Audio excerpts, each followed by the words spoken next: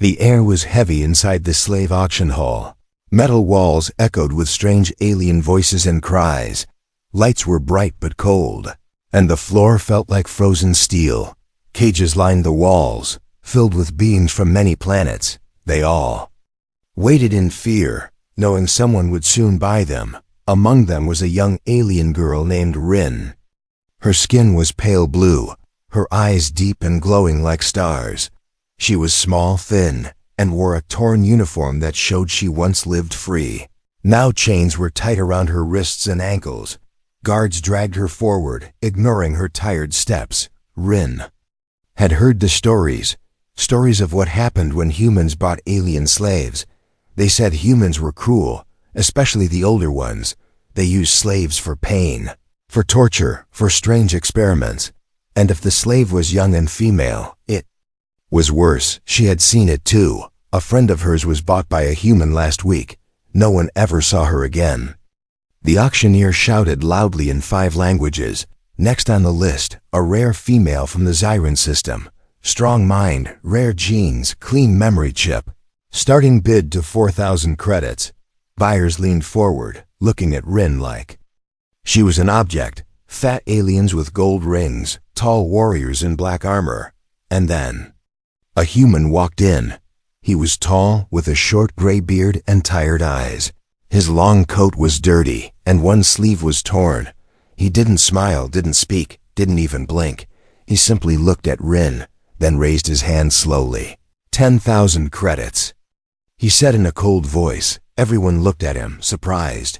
That was double the price. The auctioneer paused, then smiled. Sold to the human buyer Jonas Hale. Rin felt like her heart had stopped. She didn't cry, didn't scream. She just closed her eyes. Knowing her nightmare was starting now, Jonas walked forward, showed his ID, and signed the papers. 2 guards unlocked Rin's chains and pushed her toward him. She stumbled but caught herself. Jonas didn't touch her. He just turned and walked away, saying, "Come." They walked in silence through the metal corridors. Other slaves watched, some with pity, some with fear. Rin followed, every step feeling heavier. Outside, a small ship waited, old but strong. Jonas opened the ramp and let her enter first. Inside, it was quiet, clean, and calm. There were no cages, no chains, no weapons pointed at her. He led her to a room. Not big, but it had a bed, a small screen, and a bathroom. "You can stay here," he said. "Clean yourself. Eat if you want." Then he left and closed the door. Rin stood there, frozen. What kind of game was this? Was he trying to make her feel safe before hurting her? Or maybe he was testing her. She didn't touch the food. She didn't sleep. She just sat on the bed, watching the door, waiting. But Jonas didn't come back that night, or the next morning. He only came by once to leave some clothes and say, "We'll reach my base in 2 days." That was all. No shouting, no control collar, no violence. Rin slowly explored the room. The screen showed stars and planets. She saw herself in the mirror, her face tired but curious. What did this human want? Why was he being kind? What was he hiding?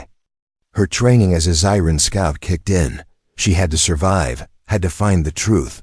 So that night, when the ship lights dimmed, she sneaked out. She moved quietly through the hallway, looking for secrets, for signs of danger. Then she found it, a locked door with a symbol on it, human writing, private storage. Rin looked around, then pressed the panel. To her surprise, it opened. Inside were shelves of old files, photos, and memory chips. She touched one screen. It lit up and showed a picture, an alien child smiling, standing next to Jonas. Then another, and another, dozens of faces, all different, all free. Each one had a name and a rescue date.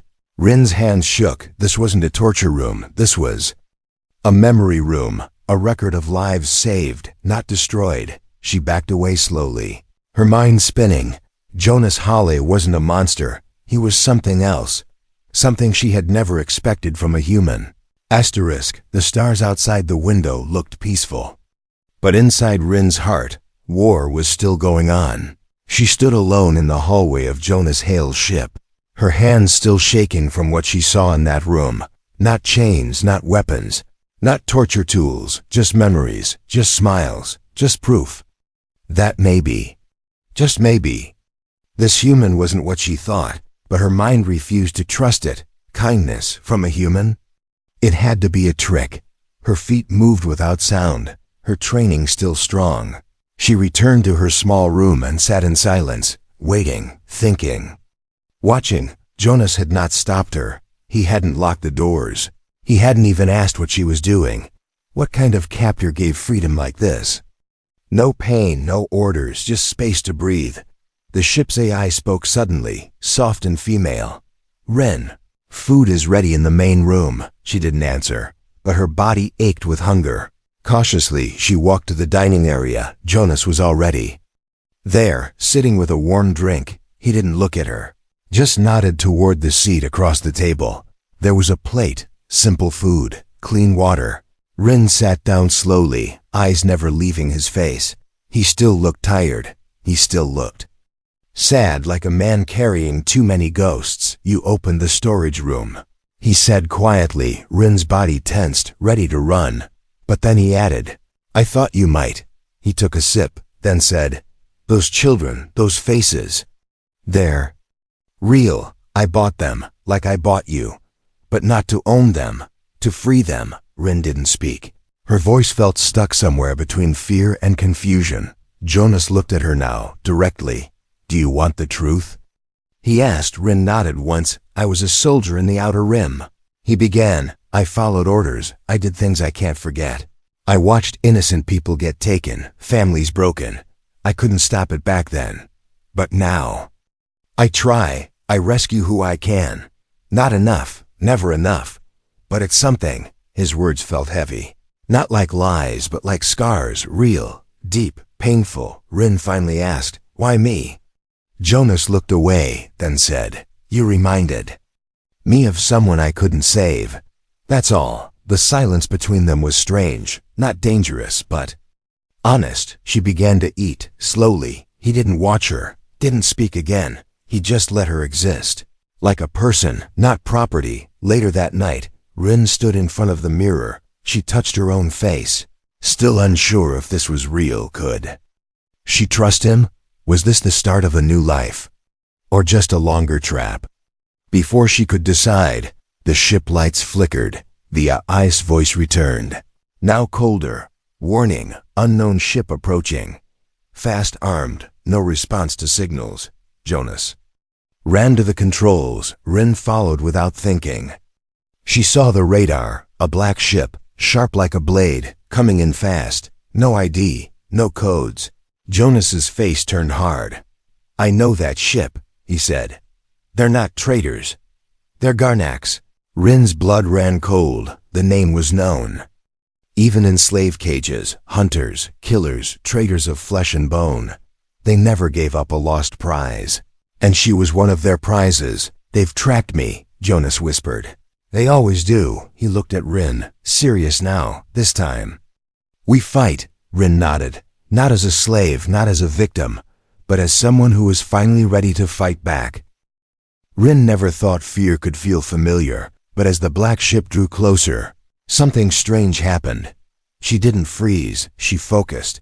She had been hunted before, but this time, she wasn't alone. Jonas sat at the ship's control panel, fingers flying across switches. His face was calm, but his jaw was tight. "Brace for impact," he said. The Garnat ship wasn't here to talk. They were here to take her back. The first blast shook their ship like a metal cage. Lights flashed. Red. Systems screamed. Ren grabbed a railing and shouted, "Why are they after you?" Jonas looked back. "They want what I take," he replied. "And I take lives they think they own." With sharp moves, he dodged the next missile. The old ship groaned, but held. Jonas pressed a button and launched a decoy. The Garnaks chased, it giving them seconds to breathe. "In the back," he said. "Open the gray box, bring me the injector." Ren ran, found it, and paused. Inside were medical files, blood samples, and names, dozens of names, aliens like her, all rescued, all real. She brought him the injector, her mind spinning. "You're not just helping people," she said. "You're building something." Jonas gave a small nod. "A record, in case I die, so the galaxy will know the truth." The ship took another hit. Ryn sat beside him now. Eyes sharp. "We can't keep running," she said. Jonas smiled faintly. "You're right." He flipped a switch. The ship dropped suddenly, diving toward a dead moon. "Hold tight," he said. "We're disappearing." The ship vanished into a hidden cave beneath the surface. The Garnax didn't follow. They circled once, then flew away. Inside the cave, everything was quiet. No noise, no light from outside. Just the hum of machines cooling down. Jonas turned off the engine and leaned back. "I think it's time," he said softly. "You should know who I really am." Ryn looked at him, unsure if she was ready. But she nodded anyway. Jonas stood, walked to the back of the ship, and opened a hidden panel. Inside were photos, files, and a worn-out military badge. He handed it to her. "Jonas Hale, former captain, Human Alliance." Ryn held the badge, confused. "You were with the army?" "I was," he said. "I followed orders, I obeyed commands. Until the day they told me to leave a slave ship untouched. To protect political trade routes, I disobeyed. I freed everyone inside. And then I ran." His voice was heavy, but not broken. "I've been hunted ever since, but I don't regret it." Ryn stared at him. All this time she had imagined humans as monsters, but here was one, standing in front of her.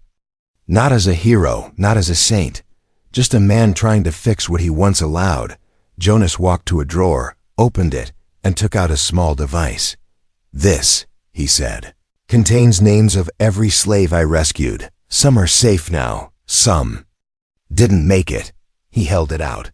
"If I don't survive, this must live." Ryn took it, her hands steady. "I won't let them erase what you've done," she said. "And I'm not just cargo anymore." For the first time, Jonas smiled. "No, you're not," he said. "You're proof that they're wrong, that life can fight back." Then the AI spoke again. "Warning, incoming message encrypted." Jonas opened it. A face appeared, old, scarred, with burning eyes. "A Garnax commander. You think you can hide?" He growled. "She belongs to us." Jonas shut the screen, his face like stone. "They're not stopping," he said. "And now they know you're with me." Ryn stepped forward, her voice calm but strong. "Then let them come," she said. "They'll see what a free slave can do." It began with silence, not peace, not safety. The kind of silence that comes before something terrible. Inside the dark cave on the moon, Ryn stared at the black sky through a narrow window. She could feel it, like electricity in her bones. They were coming. Jonas was already checking the weapons. None were strong enough for a real fight. His hands moved fast, but his face showed the truth. They were outmatched, outgunned, out of time. "Why don't you run?" Ryn asked, her voice steady. Jonas looked up. "Because running doesn't save lives," he said. "It just delays the pain." The ship's AI spoke again, her voice low and cold. "Multiple enemy ships approaching." Garnax signature confirmed. Ryn stood taller. "They're here for me." "They want their property back." Jonas shook his head. "No," he said. "They want to make a message. You helped me escape with too many. They want to break us, not just take you." Suddenly, a blast hit the cave wall, shaking the ship. Dust and rocks fell from the ceiling like rain. Lights blinked and screens flashed red. Jonas grabbed a plasma pistol, handed another to Ryn. "You sure about this?" he asked. Ryn didn't hesitate. "I was born in a cage," she said. "I'd rather die free." They left the ship and ran through the tunnels. Jonas had used this place before. He knew the paths. Ryn followed close, her breath steady, her mind focused outside. The Garnax had landed. Dark figures in black armor moved like shadows, silent, deadly, trained for capture, not war. But they didn't know Ryn anymore. She wasn't a frightened girl hiding in corners. She had seen truth. She had found fire inside her. Jonas set up charges along the narrow pass. "When they get close, blow it," he said. Then we moved to the upper ridge, Rin nodded, fingers ready on the trigger. Then she saw him, the Garnak's commander. Tall, sharp-eyed, and holding a shock staff. He shouted orders in a deep, cruel voice. "She's ours," he growled. "Alive if possible. Broken if needed." Rin's heart burned. She remembered those words. She had heard them whispered in slave camps. To some buyers, pain was a hobby, not. This time Jonas gave the signal. The charges exploded with thunder, blocking the path. The Garnak scattered, some fell. Others roared in anger. Rin and Jonas ran to higher ground. Jonas fired down from cover. Rin used her old training. Fast, silent, precise. One shot hit a Garnak's weak spot, dropping him instantly. They kept moving. But the hunters were fast, and soon they were surrounded. Out of breath, low on power, back to back, Jonas looked at her and said, "If this is it, I'm glad you saw freedom first." But Rin wasn't done. She looked up, saw the moon's edge, just meters away. An old tower stood there, long forgotten. If they reached it, they could send a signal, maybe get help. "Cover me," she said. Before Jonas could stop her, she dashed forward. The Garnaks aimed.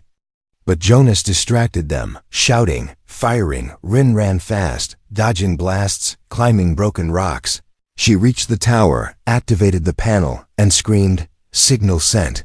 One of the Garnaks turned toward her, raised his weapon, but before he could fire, a drone dropped from the sky, blasting him away. Reinforcements, someone had heard, someone had come. Within minutes, the sky filled with allied ships. The Garnaks realized they were losing. They retreated, dragging their wounded. But not before the commander locked eyes with Rin. "This isn't over," he hissed. Rin didn't answer. She didn't need to. When it was over, she returned to Jonas, who was sitting on a rock, bleeding but smiling. "You good?" she asked. He laughed a little. "Never better." She helped him up, and together they walked back toward the ship, not as slave and rescuer, but as warriors, as survivors. The stars didn't shine on the silent planet. They watched from behind clouds of ash and dust. The air didn't move, the ground didn't breathe. It was like time had fallen asleep here. Jonas's ship landed quietly, its metal legs pressing into dry, cracked soil. No wind, no sound, just stillness all around. But for Jonas and Rin, this place meant safety. For now, they stepped outside. The sky above them a soft gray blue. The planet had no name anymore, only numbers on forgotten maps. But Jonas called it Haven, because that's what it had been once. This place used to be a refugee station, he said. Long before the Garnaks took over the outer sectors, Rin walked ahead, her boots leaving small prints in the dust. She looked at the old buildings, broken walls, metal doors rusted shut, but inside there was life, small signs of it. A child's toy buried in sand, a working light hanging from a bent ceiling. Jonas led her to a hidden hatch, covered by metal sheets and dust, with a code and a press. It opened, revealing stairs that led underground. They walked down into soft, golden light, and then Rin saw them, aliens from across the stars. Different shapes, different colors, all watching her in silence. But their eyes weren't full of fear. They were full of hope.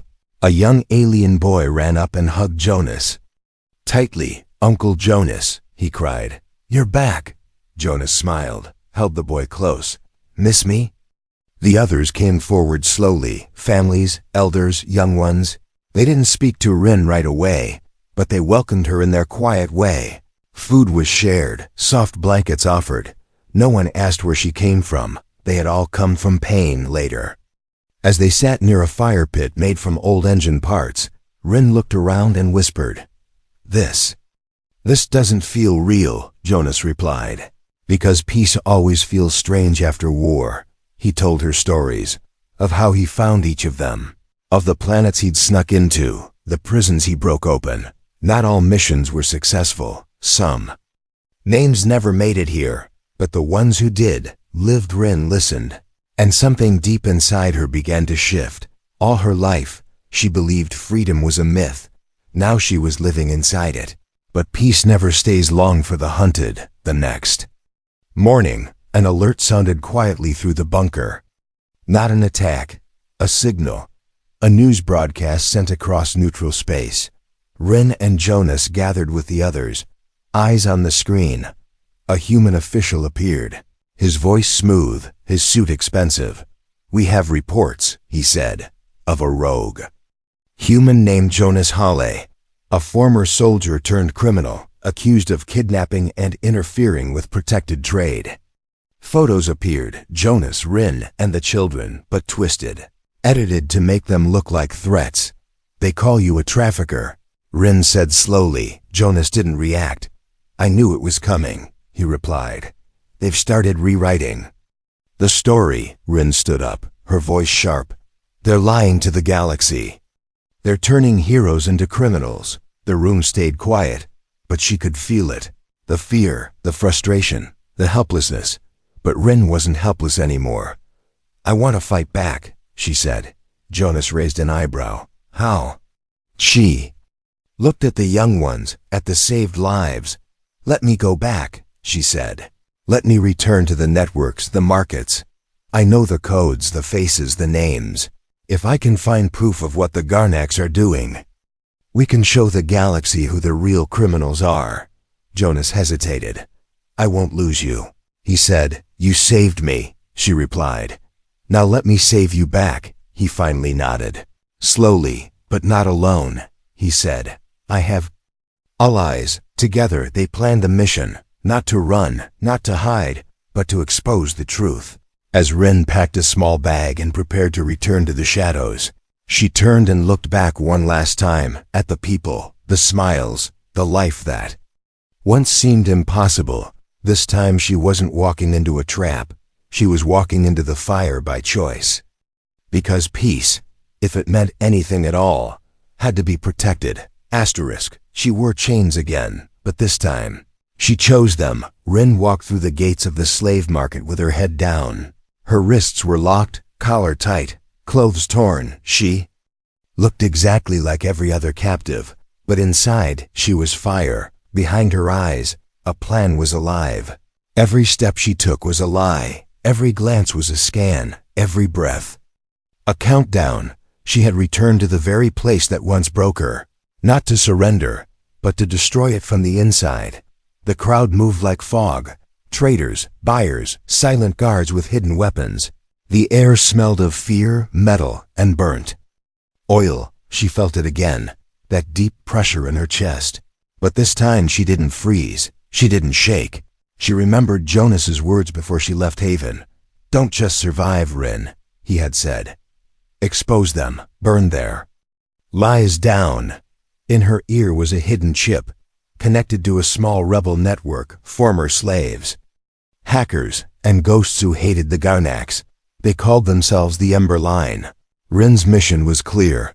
Find the slave registry, copy the files, get proof of corruption, trade deals and names of buyers, then vanish. She let herself be dragged into the holding pens. No one recognized her, not yet. Her old captors believed she was gone. Or dead. Perfect. The holding cell was dark, filled with others, scared, tired, silent. She sat beside a young creature with golden eyes, barely 10 cycles old. "Don't worry," Rin whispered. "You're not alone." That night, she slipped out using a hidden key sewn into her collar. She crawled through vents and wiring tunnels until she reached the control tower. Inside, she saw the truth. Hundreds of files. Names, numbers, prices, transport logs. Even bribes to human officials and peacekeepers. This wasn't just a market. It was a system, and it ran deep. She began uploading the data to the Ember Line's cloud drive. Every file was another piece of truth, each one a bullet against lies. Then the alarm blared. She had been found. Guards rushed in, shouting. Rin fought back, fast and smart, but there were too many. They shocked her, chained her, dragged her to the center stage. The Garnax commander stepped forward, the same one from before. His eyes burned with hate. "You again," he spat. "You should have stayed lost." He raised his weapon. "This time, there will be no rescue." But then The sky roared, explosions shook the market, flames lit the night. From above, ships descended. Not Garnax, but allies. The Ember Line had come, and leading the charge was Jonas Hale, older, slower, still bleeding from past fights, but there was fire in his eyes. He dropped from the ship with a blaster in each hand. No speeches, no fear, only justice.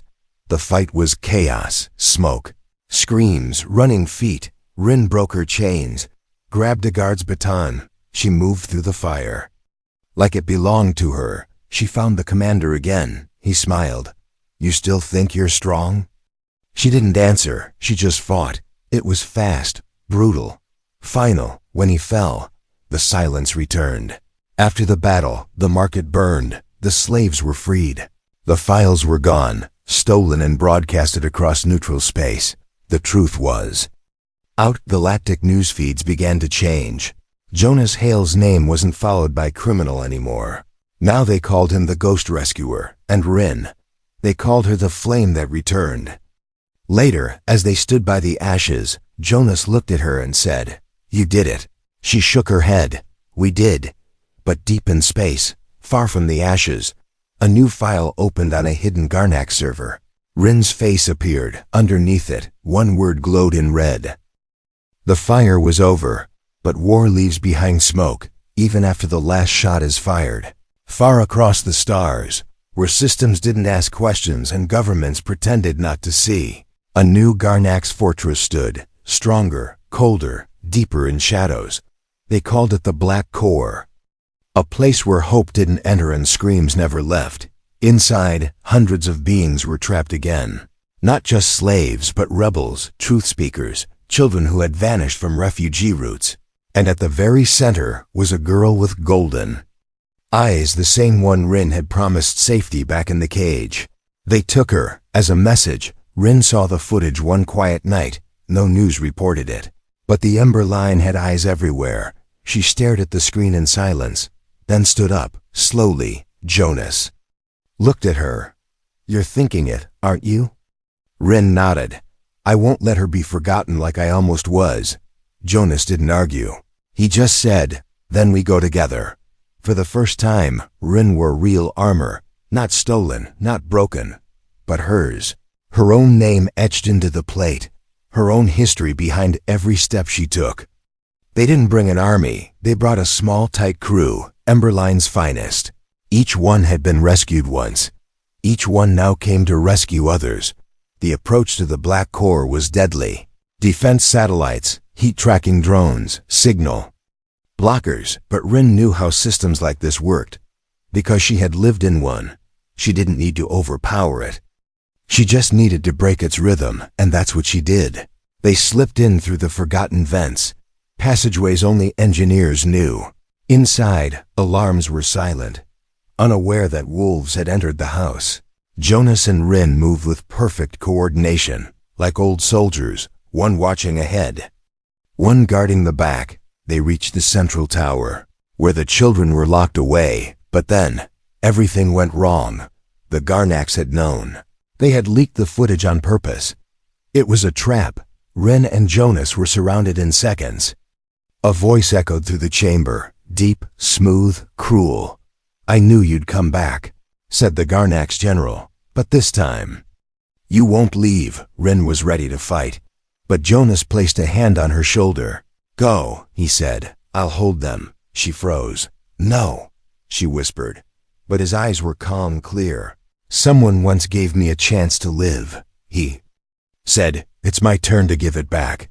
He rushed into the enemy fire, fearless. Rin screamed, but obeyed. She turned and ran toward the cells, breaking them open, freeing the captives. The girl with golden eyes stared at her. "You came back," she whispered. "Always," Rin said, pulling her into safety. The fortress shook from internal explosions. Jonas had set charges across the power grid. One by one, systems began to crash. Rin led the children and rebels to the emergency bay. Emberline ships swooped in, doors open, guns ready. They escaped, but Jonas didn't. From space, they watched the Black Core collapse into dust, and with it, the man who once bought a slave. and gave her freedom instead. Rin didn't speak for a long time. She just stared at the stars in silence. Later, a monument was built on Haven, a tall spire with a flame at its top, never burning out. On its base, words were carved, simple and true. He saved me. Now I save others. Rin became more than a survivor. She became a symbol of what could rise from chains, of what could burn through lies, of what one human's choice could change. And somewhere across galaxies, a young voice would ask, who was Jonas Hale? And Rin would answer, he was the first man who looked at a slave and saw a person.